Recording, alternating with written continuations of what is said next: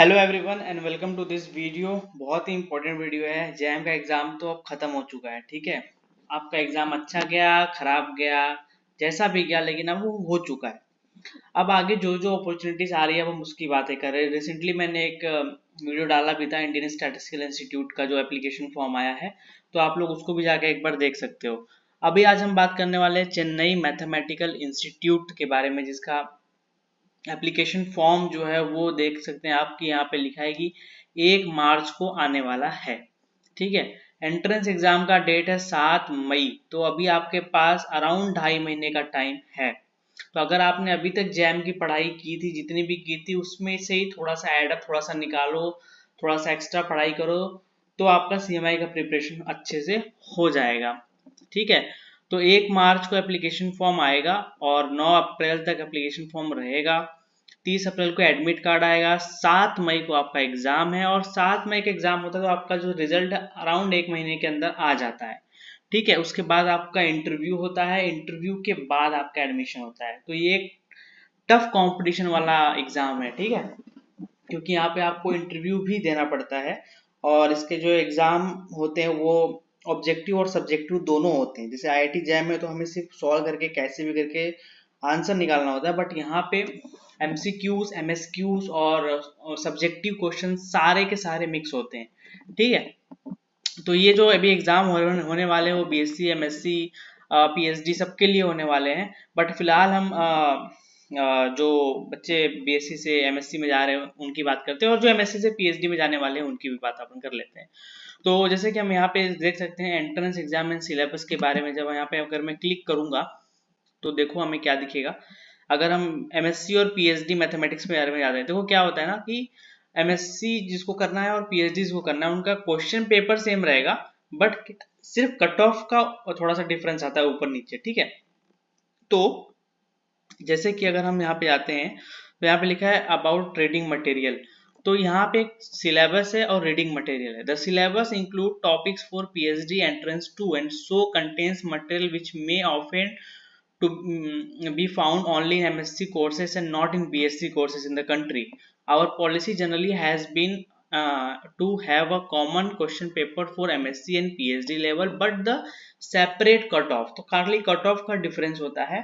और सिलेबस में थोड़ा हाई लेवल का सिलेबस है ये, मतलब जनरली जो एमएससी बीएससी में स्टूडेंट नहीं पढ़ते तो वो भी इंक्लूड हो जाता है। थोड़ा सा मेहनत यहाँ पे ज़्यादा है, बट हाँ इंस्टीट्यूट भी उस लेवल का है कि थोड़ी सी मेहनत ज़्यादा की जाए।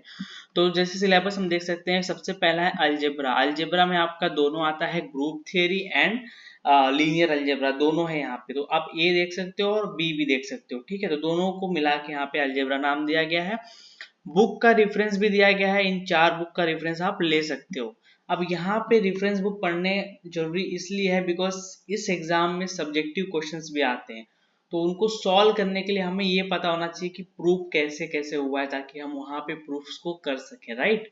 तो इसके लिए हमें किसी भी एक रेफरेंस बुक को आप पकड़ सकते हो और स्टार्ट कर सकते हो अपनी प्रिपरेशन। कॉम्प्लेक्स एनालिसिस जो कि आईआईटी जैम के सिलेबस में नहीं है, और बहुत जगह शायद बीएससी में भी नहीं होता है, बहुत जगह जो है बीएससी के 5th या 6th सेमेस्टर में होता है। तो इसके लिए ये आपको एक्स्ट्रा पढ़ना पड़ेगा, अच्छे से पढ़ना पड़ेगा। तो आप कोई भी 3 में से एक बुक रेफर कर सकते हो। रियल एनालिसिस आपने पढ़ा है अभी तक, ऐसा बात नहीं कि आपने बिल्कुल नहीं पढ़ा है, बट हाँ थोड़ी सी एक्स्ट्रा चीजें हैं यहाँ पे। रियल एनालिसिस जो आपने एग्जाम के लिए पढ़ी है उसमें देखो आपका limit, continuity, differentiability, Riemann integral and sequence series यहाँ तक आपका है, और उसके बाद टेलर सीरीज है थोड़ा सा। बट इसमें एक्स्ट्रा क्या है, तो इसमें एक्स्ट्रा में है lim sup, lim inf, point wise, uniform convergence, uniform continuity, ये सब चीजें एक्स्ट्रा डाली गई यहाँ पे। तो यहाँ पे आपको इसमें थोड़ी सी एक्स्ट्रा मेहनत करनी पड़ेगी। मल्टीवेरिएबल कैलकुलस आपने ऑलरेडी पढ़ा है, बट जैम के सिलेबस में से because Stokes theorem, curl, divergence, जो वेक्टर कैलकुलस था वो निकाल दिया गया, तो बट यहाँ पर है, तो आपको ये भी चीज एक्स्ट्रा पढ़नी पड़ेगी। जनरल में आपको मैट्रिक स्पेस में थोड़ा सा ध्यान देना पड़ेगा कि मैट्रिक स्पेस, इन बोल थ्योरम, थोड़ा सा उस एरिया में भी आपको जाना पड़ेगा, और उसके लिए यहाँ पे आपको रेफरेंस बुक भी दिया गया है। लास्टली टोपोलॉजी सिलेबस जो है वो जैम में नहीं है, बट यहाँ पर है। तो टोपोलॉजी के लिए जो बेस्ट बुक है वो आंख बंद करके मुंकरेस भी फॉलो करते हैं, तो यहाँ पर भी मुंकरेस ही दिया गया है। तो ऐसा नहीं कि आप ये पूरा का पूरा ही करके जाओ, ऑब्वियस सी बात है आप सपोज आपको कोई एक टॉपिक पसंद नहीं आया तो आप उसको स्किप कर सकते हो, बट आपको जितना हो सके उतना ये करके जाना चाहिए। अगर हम पेपर की बात करें, कोई भी एक पेपर अगर हम उठाते हैं, सपोज 2022 का ही पेपर अगर हम उठाते हैं, तो पार्ट ए और पार्ट बी दो होता है। पार्ट ए में कुछ भी हो सकता है, MSQ MCQ दोनों हो सकता है। तो जैसे कि देख सकते हैं पार्ट ए में आपको टोटल 10 MCQs यहाँ पे मिल रहे हैं, राइट। खाली देखो कट ऑफ का दिक्कत है। देखो यहाँ पे मेंशन भी किया हुआ है, question paper in part way 1 to 10 will be used for screening. There will be a cutoff for part A which is not which will be not more than 20 marks out of 40। तो हर एक question 2 mark का है, और इसका part A का जो cut off है ना वो 20 मार्क्स से ऊपर नहीं जाने वाला है, इतना कॉन्फिडेंस है CMI को, ठीक है। तो आपको इसके हिसाब से सॉल्व करना है कि मुझे कम से कम मतलब 10 के ऊपर तो मार्क्स रखना है, 10-15 के आसपास, राइट। तो मतलब आप समझ सकते हो कि किस तरह से उन्होंने बोला है। A part A has one or more than one correct answer, ठीक है। So every question is worth 4 marks. Solution will be receive credit if only if all the questions are correct. Okay. Part B में भी क्या है, अगर आपका part A is at least 20 number के आसपास आप आ जाता है, तभी जाके आपका पार्ट बी को चेक किया जाएगा, अदरवाइज आपका पार्ट बी को चेक नहीं किया जाएगा, ठीक है। पार्ट बी में हर एक क्वेश्चन जो है वो 6 मार्क का है, और ये और 6 क्वेश्चन है, और टोटल 10-10 मार्क के एक क्वेश्चन है। तो आपसे ये एक्सपेक्ट नहीं किया जा रहा है कि आप एग्जैक्ट सॉल्यूशन वहाँ पे लिखोगे, आपसे ये एक्सपेक्ट किया जा रहा है कि आप सोच क्या रहे हो, ठीक है। आप क्या सोच के अच्छा सा कुछ मतलब उसके रिलेटेड लिख पा रहे हो या फिर नहीं लिख पा रहे हो, ठीक है। सो इन्होंने एडवाइस किया कि you are advise to spend about 90 minute on part B in order to qualify for the PhD mathematics interview. You must score at least 15 mark, okay, from the among the question 17 to 20।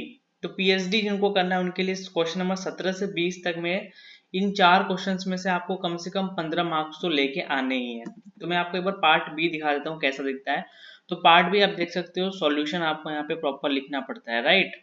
तो total आपके पास यहाँ पे 20 question है, और उसमें सब parts भी हैं, तो सब कुछ मिला के 20 क्वेश्चन है। तो थोड़ी सी मेहनत इसमें ऑब्वियसली ज़्यादा है, बिकॉज हम जब जैम की प्रिपरेशन करते हैं तो हम इतना याद नहीं रखते कि थियरम को प्रूव कैसे किया है या फिर नहीं किया है, बट यहाँ पे उनकी ज़रूरत पड़ती है। बट हाँ, रिसर्च इंस्टीट्यूट में CMI का नाम बहुत ऊपर आता है मैथमेटिक्स में। ओके, तो अगर आप थोड़ी सी मेहनत कर सकते हो, अगर आपका मतलब रिसर्च में इंटरेस्ट है, तो I would suggest go for this institute. और कोई भी अगर आपको इसके बारे में जानकारी और एक्स्ट्रा चाहिए हो तो आप मुझे डायरेक्टली ईमेल कर सकते हो, या फिर आप वेबसाइट पे भी जाके चेक कर सकते हो। तो thank you so much for watching this video. Have a good day and bye.